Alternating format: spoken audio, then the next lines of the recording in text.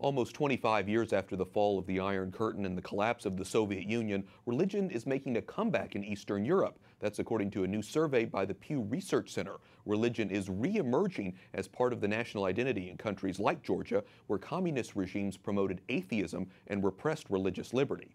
The majority of adults across the region say they believe in God and most identify with a religion. Orthodox Christianity and Roman Catholicism are the most prevalent religions, much as they were more than 100 years ago. Dr. Matthew Bunson, EWTN Senior Contributor and Senior Editor with the National Catholic Register, joins us. So, Matthew, tell us in general, why is this a resurgence in religion in Eastern Europe? Yeah, well, Fulton J. Sheen once made the observation that the Soviet Union failed in convincing people that God didn't exist, but it did a very good job of convincing them that the devil did. Yeah, there you go. One of the things that we can see in the post-Soviet era is that when Christianity is given a chance to breathe, it flourishes.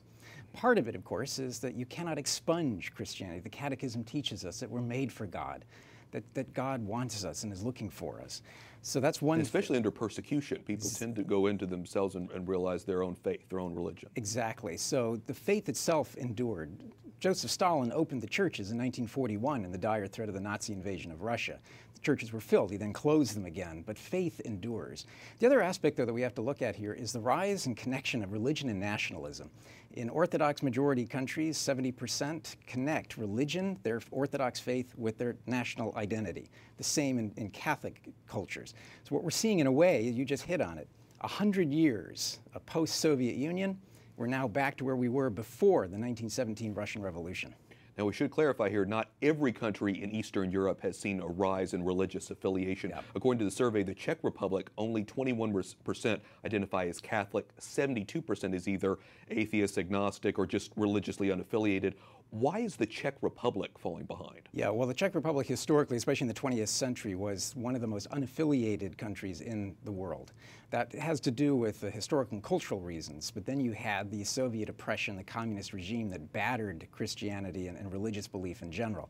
Now we're seeing, filling this vacuum in the Czech Republic is what John Paul II warned about in 1990, that if you remove Soviet atheism, it's going to be filled with something. In this case, it's materialism and secularism and unaffiliated belief. Do you think that's something that we can learn here in the West, the United States, the West can take from this survey and what we're learning? Yeah, one of the great ironies is that we are looking at a resurgence of belief in Eastern Europe at exactly the time in the West, in America in particular, where faith is declining very rapidly. Now 25% affiliate themselves as nuns, N-O-N-E-S's, no religion at all.